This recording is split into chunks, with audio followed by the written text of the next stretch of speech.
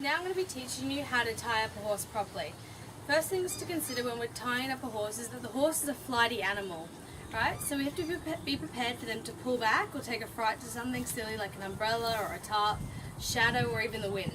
So when we tie them up, we tie them to a solid immovable object like this post, but we add in a breakable part of the chain.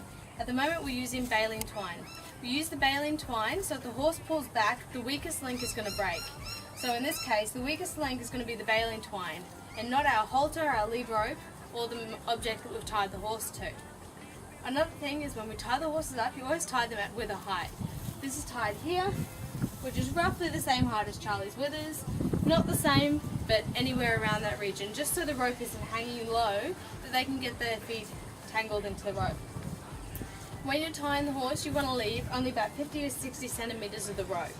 Any more than this, and then like I said, the horse can get tangled in it if it's hanging too low or if it's in the way.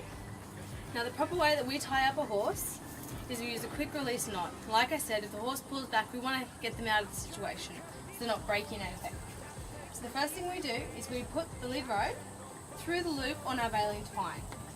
We pull it through until we have about 50 or 60 centimeters between the horse and the tie. We then bring the loop underneath the rope, make a little loop in our right hand and put it through the other loop. Then we pull the rope the horse is on, along with the loop we've just made, and pull them tight. Now we have a safe rope just in case the horse gets freaked out.